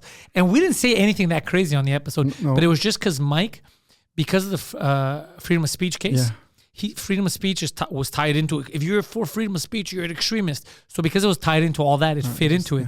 But for us, for me, it was marketing because I kept getting messages and people like on different shows, Tim Pool, all that, they were talking about us. They're like, Mike Ward and Pantelis got censored. No. So people were like, fuck, Pantelis, they're talking about you on this, they're talking about you on that. So for me, when Spotify listened to the White House to take those episodes down, people go, are you mad? I'm like, I'm not mad. First of all, I want him to make his money. So if they tell him to take down 100 episodes and he's take them the fuck down, why would I be offended? You had us on was the nice part. If it'll help you to take those episodes down, take them the fuck down. But now that they're back up from what I understand, you can still find them. But at the time, they had taken them down. He's been pretty good at judging. Like he uses like the Overton window, they were really well because like he can probably go off on these crazy topics, I'm sure, and he kind of does it. But now he's a bit more like, I think he kind of waits and he tests the waters. He's a bit more subdued, but he's more calculated because he's smarter too. Because you learn, you talk to enough people, you learn. It's good to not close your mind. Like I keep telling people, I have some opinions. I have a lot of opinions, and a lot of my opinions evolve and change throughout the years. If they didn't, I'd be doing this all wrong. So I have stuff that I believe in that hasn't changed, like communism. I hate communism. I'm very against communism. That's not going to change. I don't like communism. I don't like what it's done. But there are other political, like I said, I was libertarian. And then I would become way more towards the middle, be like, I would learn more and be like, that doesn't work. There needs to be a cohesive, there needs to be some kind of socialism, some kind of social structure that's more capitalist based. Obviously, you want to reward people that are working, but you also don't want to punish people who can't. But you don't want to punish people who do either. So it's this weird, so I'm learning, I evolve. Your thoughts need to evolve. Same thing on nuclear. I was completely against it. And then the more I would learn about it, I'd be like, that being said, like the way you just set that up, do you like our system in Quebec? No, our system in Quebec is heavily flawed. There's over 30% of kids that go to school hungry. 30% of our kids that go to school in Quebec, elementary schools, are hungry. It's not even about being, because we could move the poverty line. Even if you say they're not poor, the fact that they're hungry, the fact that they don't have enough money to eat, to me is poor. Or they don't go, whatever the reason is. So already there's a problem there. Our hospitals they're understaffed. The people in society that we should be appreciating and helping more, which would be teachers, nurses, doctors, let's say, are the people that we don't appreciate. We don't appreciate independent thinkers. We don't appreciate the entrepreneurs. We tax the shit out of them in Canada in general, and they're the people that move stuff forward. We don't appreciate them. We never talk about it. People picking up our garbage, the garbage men. I'm not saying they don't get paid enough, but we do not appreciate them the way we should, in the sense that try a month without garbage people, nurses, and teachers. Try 1 month in Quebec without them. See how fucking far that gets you. We don't appreciate them. The way we talk about people who learn practical trades, plumbers, electricians, that's the fucking future. You need these and you always needed them. But we would brush them aside. Like, what are you going to do? Be a plumber? Or what are you going to do? Yeah, I'm going to be a fucking plumber. Like, all the important stuff we brush aside.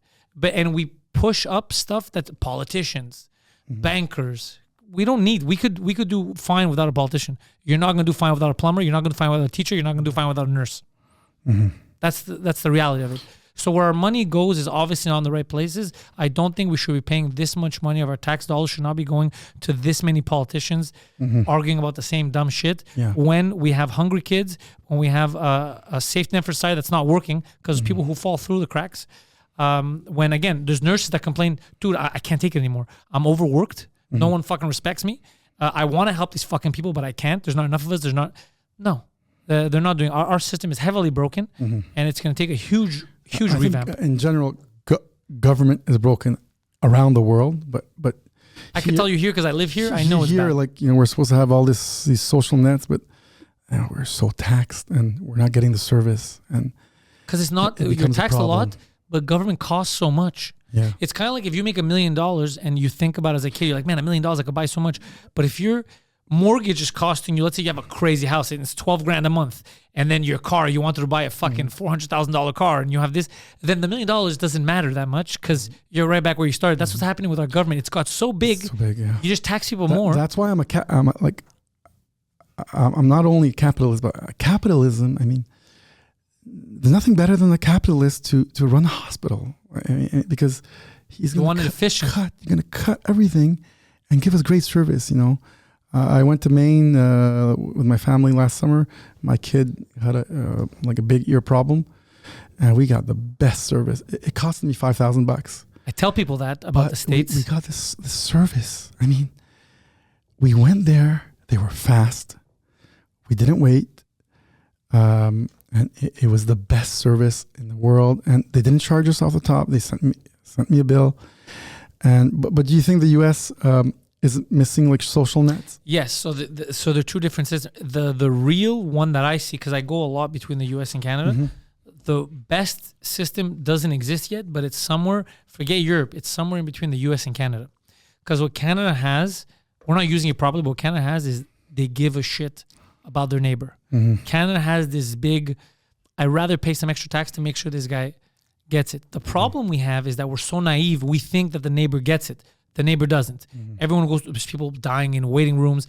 That's our problem, is that we trust the government too much. But what we have that's good is that we want to help the next guy. What the U.S. has that's good is they go, hey, if we're paying for it, we want it to be the fucking best. Everyone's on his own. Everyone's on his own, but if you better get the fucking service you're paying for. So we need the two combined. So, hey, we're paying taxes. We better get the fucking service we're paying for, because if I'm paying for my neighbor, this guy, when he goes to the hospital, he better not fucking die in the waiting room.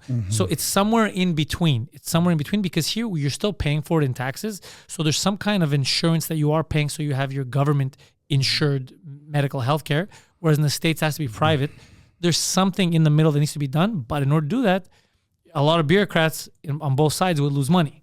Because a lot of the reason why America, a lot of their healthcare costs so much money is, again, because of the lobbying. So you have these prescription medications that should cost a lot less, but you have these companies lobbying to keep the price up. Or, if you take this, it doesn't really cover you under your plan. So you still have to pay extra. The flaw of capitalism is that people get bought and sold. My critique of like the youth these days is that, you know, communism is wrong. Communism is evil. It never worked, but they're attracted to the ideals of communism, where you care for your neighbor, there's equality. But it's not really equal, because you're all equal at the bottom, because in communism, there's always an elite class. I agree. And what I don't like about the communist idea that they're pushing is that if someone's successful, it means he's bad and you need to take from them. That to me is insane, because success does not dictate behavior. No. Neither does your title. But why? My question was, why are so many people like believe in these? Believe like maybe communism is the answer, and because of schooling or your schooling. Well, yeah, they haven't taught us that like it never worked, because you need to have like capitalism. You need to reward people that actually do the work. But they're attracted to the ideals of everybody's equal, and the millionaires or billionaires are not hoarding people's money or whatever that is. But obviously these people have never started a business in their life, because if you start a business, you realize very fast that to make a lot of money, you must serve people, and you must serve them well and very well.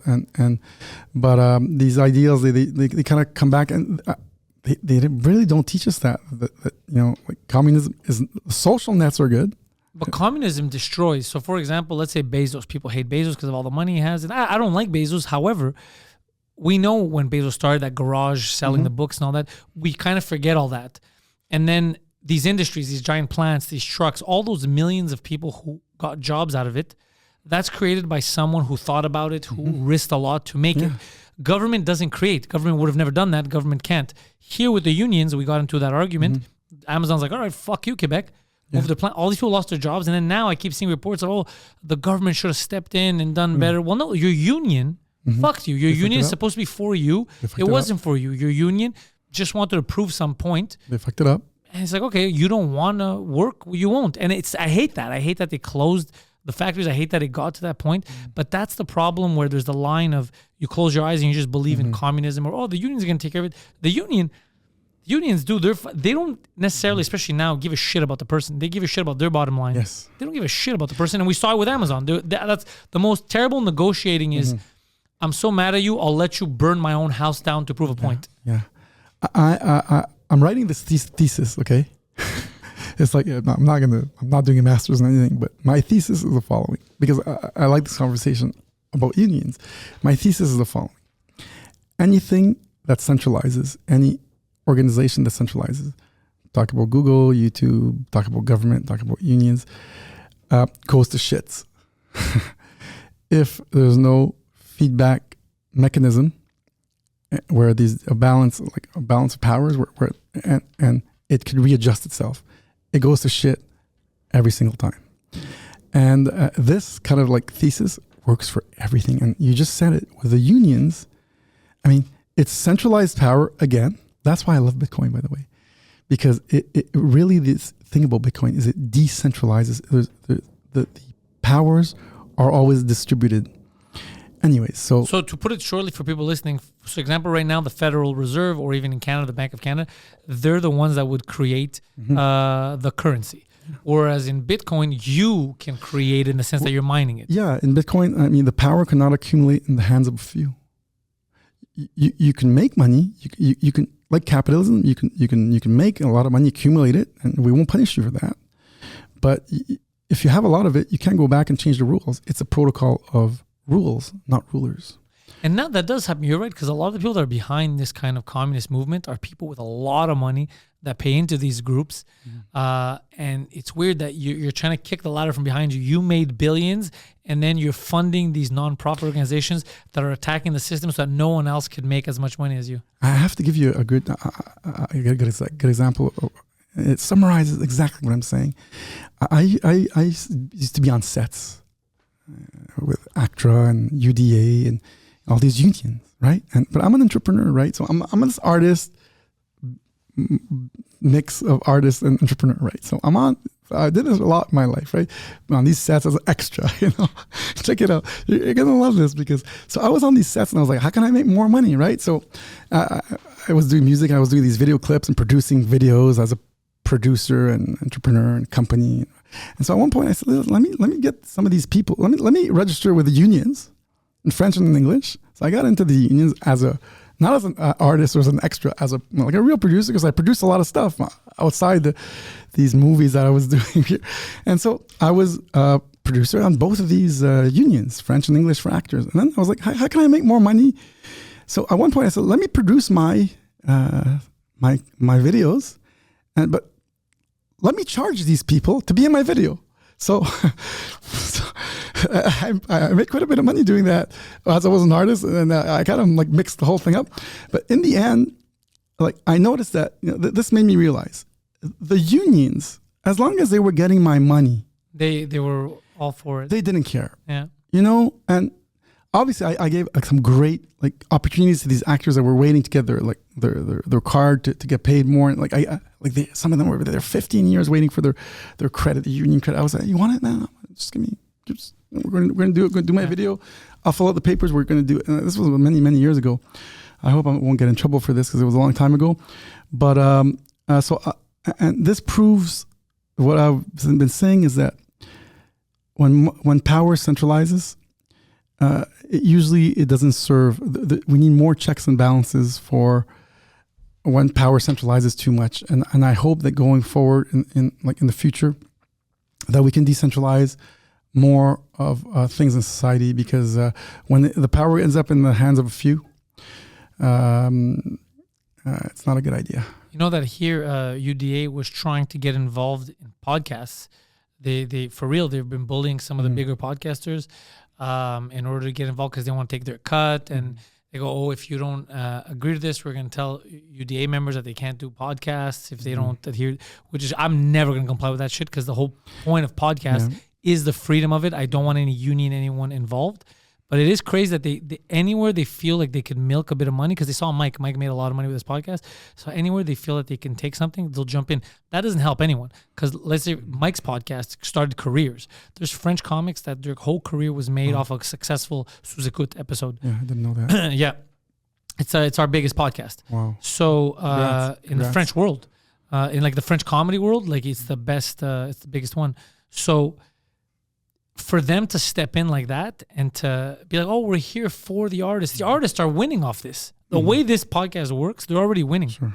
Limiting what they can do or say or be on is not going to help in any way. So they don't always serve the people. I see it. The Trudeau government wanted to give licenses for the podcast. At one point, they were talking about that. I don't think that's going to fly because any of these like external actors that go on something that's decentralized, because if they start putting their hands in there, you could just move your, like, who says they have jurisdiction over a podcast when it's all over the world? Yeah. And not on one TV station. It's all over the world. So what are you going to come? Because my address is here? Well, I'll just change my address. You know?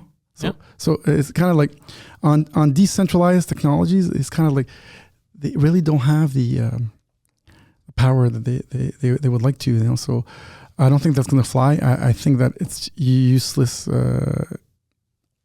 efforts for them to try to put their hands in there.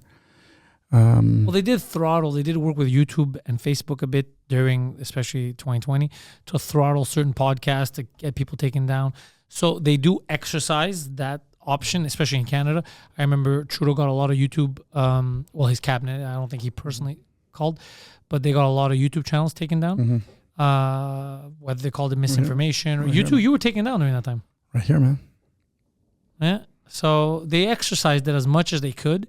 The problem is these big tech companies, they don't care because they're like, all right, well, I'll shut down 10. I have another 1 million channels. We don't give a shit, which is crazy because they should stand more by their user. Freedom of speech, man. Yeah. But that's a freedom of speech. That's an American thing. People think we have it here. We don't have it in Canada. Do you know any YouTubers that got their channel back?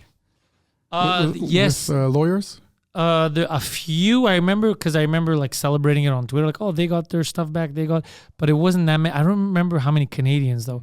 A lot of Americans who had trouble got their stuff back later. But it depends what they did. But what's crazy at the time, I remember, I got into a whole thing on the internet because YouTube was taking channels down because they didn't like what they were saying, political speech or whatever. But they were leaving channels on where there was like these Venezuelan kids that were like mutilating cats in the street. And I was like, hold on a second. So these guys are abusing animals. That's fine.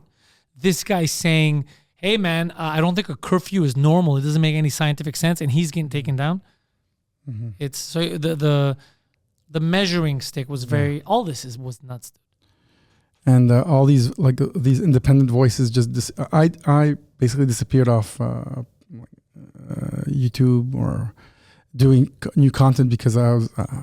You don't want to restart. I didn't want to restart. And so you had all these more like more conservative voices or libertarian voices, whatever, just out of the discussion. Yeah. And now you start to notice all the people that didn't adhere to our narrative after a few years of, just the society kind of evolving. Now they're kind of, the liberals are a bit more center, like, oh, okay, no, that's normal. Now it's normal. Everyone should be centered. Now it's normal to say Trump is okay, or whatever. Yeah. Trump is doing something good for prescription drugs there, whatever. Anyways, we're not going to get to the bottom of this. Just going to drag us down. Yeah. What's going on in there? What's going on in there? Did you bring a weapon with you? Is that a bow and arrow? I love your podcast. That's a bow. It's a bow. Because here you go, man. Your producer, what's his name? Mano. Bro, beer, man. Right here. We got a soul. We got a cerveza. How are we doing on the podcast so far? We're good? We're doing good. He's loving it. Am I articulating? Okay. Yeah, I got a Red Bull if you want. I got one of them. Zero. Oh, the zero ones? Red Bull Zero. Oh, these are the ones I like. No sugar, yeah. I think it's new. Yeah. Yeah, so I love these discussions about society and just trying to learn stuff. And here, and what I realize is that school has taught me none of this stuff. I went to university. I have in Concordia. Yeah, me too. Did you? Yeah. Did you got it? History was my major, and then I took John Molson marketing as a minor, which was used. I used none of what I learned, by the way. Just incredible. I loved being in history. That's the only reason why I went there. I just wanted to learn. Good job. Can you tell me a bit about before all this, the singing career, the band? How was that? How did that get started? How did you get involved in music? What happened in music?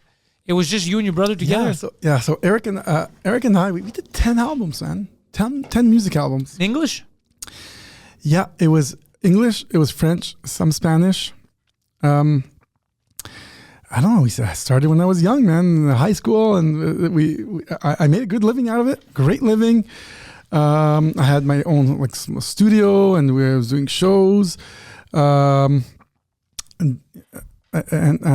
found a way to figure it out in the music business. I did America's Got Talent. Oh, in New York, shit! In New York, How'd that go? we went. It was what's the guy with the black hair? What's his face? Howard Stern. Well, we went there. We got the audition. They came from Montreal. We got the audition because we were twins. Whatever. We just went, and then they said, Yeah, they like the gimmick. yeah. So they said show up in New York, whatever. So we drove there, and we had this number. Me and Eric, we were a mix. I did over 400 shows, like of one of our shows, and all the toutes les salles du Québec, all the places, all the good how do we say All the venues. All the venues, yeah. And so we had this number that was really funny. It was we're kind of comics a little bit because we were doing music, but we would talk a lot and tell these stories. And there's one number where Eric goes behind me and we say, "Hey, we're twins," and it's kind of boring for you guys because it's the same guy you're looking at. And then we would say. Our talent was like divided, and for the first time, like on stage today, we're going to reunite our talent. So Eric would come behind me, and we would play on the same guitar, and he would grab my crotch. It was so funny. So we kind of invented this humor number, comedy number, and we would actually play like four hands on the guitar. But it Sounded good. It was good, and we used to do the song One from YouTube. And so that's what we did at America's Got Talent, and we fucked up our intro because we kind of didn't set it up right because Howard Stern got us off guard, whatever so we fucked up the beginning. So they didn't get they got the humor, I think, but so they X'd us out. They were like, oh, They thought you were just two dudes grabbing each other's crotch. yeah, whatever. It was It's the same guy grabbing his dick. They made us change the song. Because we couldn't use the song One from YouTube, and so we did just the two of us, whatever, and it was kind of cool. It never aired, but the experience was great. Big production. This America's Got Talent, big production, and then we got some press when we came here. We got some press in Journal de Montréal or whatever that is, and so it was worth the experience, and it was worth the press that we got. So What made you guys stop? Well, I didn't really, maybe 4 or 5 years ago, I had been doing this for 20 years, and I found the music business like hard. I found show business hard, and I found that there was more music or more show than business. I was like, how do we make money here, man? Like, we got all this talent, and we've been going at this for 20 years, and we make a good living, but like how do we make it happen here? You know, like so we kind of at one point I just said, let me use my creativity and put it in another industry, which is technology and whatever. So I have another one of our companies. Me and my brother, we have a small advertising agency, which makes us some good money, and we just run it. Local physical advertising, and it's really good, really cool, and it's working out really well. And at one point, it's just that it was much less effort doing that small business with much less work, better return. I was like, let's just do this a little bit more. And then, so it's not that I don't want to write any more songs, or not, like I still love doing this communications gig, just love it. But in terms of like making money with it, I was like I got better ideas, and so we got the investment from Draper, so that was kind of okay, kind of validated that I'm on the right track. Maybe we can just keep on doing this a little bit more, and because I'm very much an artist, but very much business. Because we were like les frères Tadros, and we were like the manager of les frères Tadros was les frères Tadros. So, like, are your parents Spanish or my Portuguese? Parents are Egyptian. Egyptian. Yeah. I don't know why Tadros. I thought they were. It sounds Greek. Yeah, I thought it was that or Portuguese. There was missing at least 2 or 3 syllables to be Greek. Tadrosakis. Tadrosakis. Yeah. So there was missing at least 3 syllables. So, that like we were like kind of managing like our whole thing. I'm sure you're doing that as well. You manage your own thing, Yeah. but you know, I don't know. It's like a fucking show business thing, man. I love show business. I just love it. But I don't know. I was like, fuck this industry, you know. But we accomplished a lot, like over 20 years. Like we did a lot of stuff, you know, a lot of albums. We had a song that was redone by this artist called Marie-Chantal Toupin. I had a song played for 20 years on the radio, a Christmas song. It made quite a bit of money. I mean, over the 20 years, made quite a bit of money. We had another artist in Italy called Romina Power. She's a very well-known artist in Italy that we did one of our songs. What else did we got? We got a lot of stuff done. You know, we wrote a lot of stuff. You know,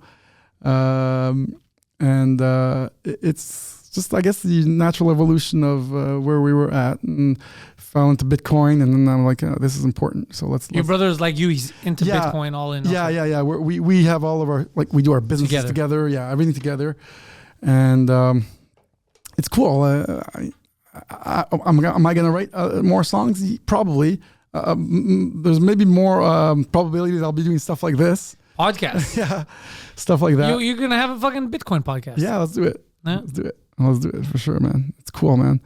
And so I don't want to say that I stopped, because I'm sure I'll be doing some music or whatever. Maybe we do some shows. Maybe if it's well worth it. We did La 10-30 like twice, and we did Place des Arts 30 times.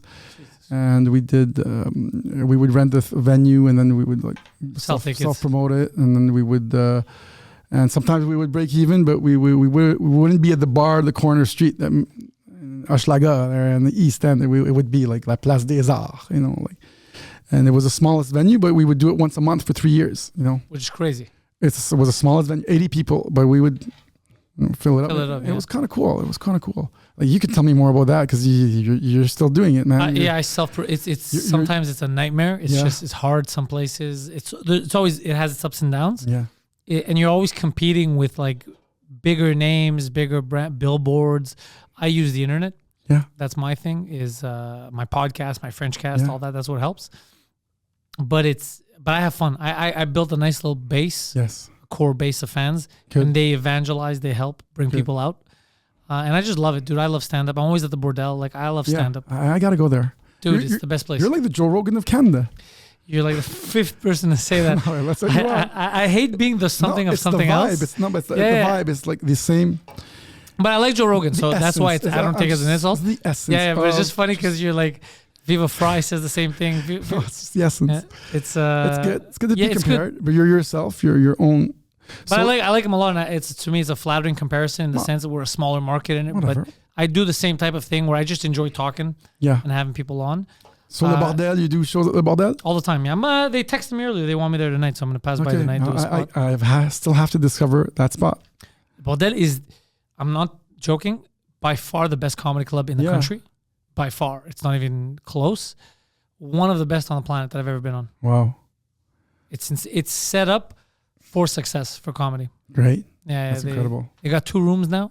Yeah. So like on a Friday or Saturday night, they'll have like 5-6 shows going on. Yeah. So as a comic, you can do 6 different shows. So if you have a new number that you're working on, a new bit, that's 2 minutes. By the end, it could be way longer. By the end of the night, it actually works because you just tried it in front of 600 different people. Yeah, right. That's how you work it out. So it's you try the number, you tweak it up. It's my home. Mm-hmm. The Bordel is fucking amazing. That's where you try new stuff. That's where I try new stuff, and where I perfect all the old stuff for the hour on tour so that it works better. Yeah. So every week something's always getting upgraded because I'm at the Bordel so often. Sure. And I'm lucky that I'm real feedback. And I'm one of the comics that gets played there the most. So I'm lucky to be able to go so often to be able to test. Mm-hmm. And just to enjoy it, dude. It's it's the best atmosphere. It's like, imagine as a singer, you go to a place where it's always sold out. Yeah. The people are always excited, and they're there for music. They're there for your type of music. Mm-hmm. So it's you never have to win them over. Yeah. You could just do your thing. Just do it. Yeah, it's amazing. That's incredible.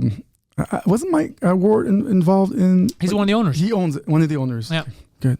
There are 5 owners. You guys did your podcast there. You used to do your podcast. Yeah, we used to do our podcast. Well, we used to do it upstairs, the recorded one. Then we started doing the live one downstairs. He still does the French version Sundays there live. sold out every week. Records 2 episodes back to back, 4 guests, 2 on each episode. And it's released on the Patreon first, and then it goes on YouTube, everywhere else, like a month later. The most successful French comedy podcast on the planet is Mike Ward Was It Good? Yeah. Sold out the Bell Center 2 years ago. Yes, 2 years ago. That was only 2 years live ago. at the 2 years ago. I thought I heard Maybe it was that. more. Was it 20? Was it after the pandemic? I can't remember. I'm not sure. I think it was a bit before. Maybe it was before. Maybe it was 2019. But I remember just or 2021. Yeah, maybe it was like 4 years ago. Yeah, time just flies. That was one of the craziest experiences of my life. Yeah, So you were there? Center. Yeah, I was there. You guys were part of it. Yeah, I was. At the end, we came on and presented him with a belt, a championship. That's incredible. For winning and just getting on the stage and having all the people around. And just Mike worked so hard from starting that podcast on Skype to being at the Bell Center. Yeah. Unless you're insane, you can't help but feel happy and excited. Dude, from Skype, he started that podcast on Skype, having guests on Skype, to selling out the Bell Center. Yeah, that was incredible.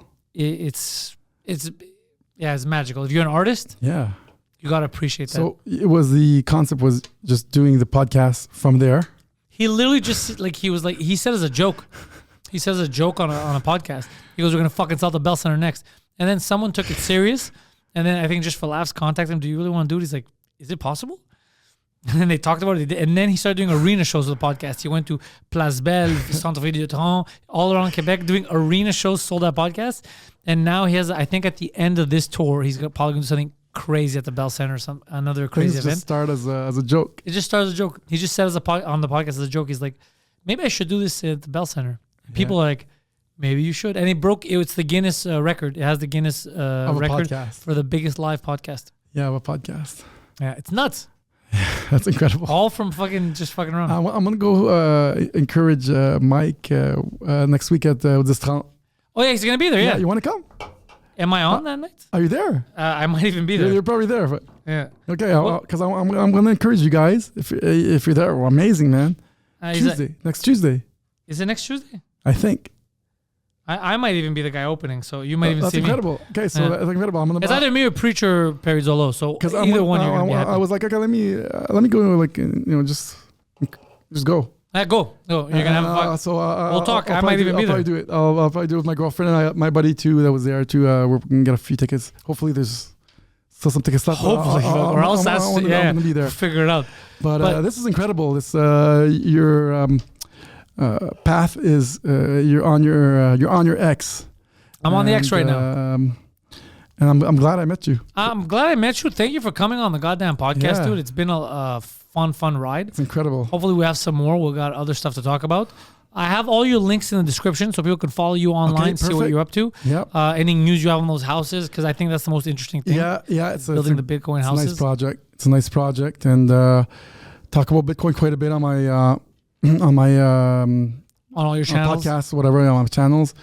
Mostly on TikTok, on Facebook a little bit. Daniel Tadros, whatever, Tadros Brothers or. Easiest thing you can do is go in the description. Just click on the links. They're all already there. Cool. Daniel, thanks again for coming on. Thanks a lot, man. Thanks a lot. Brother. Good.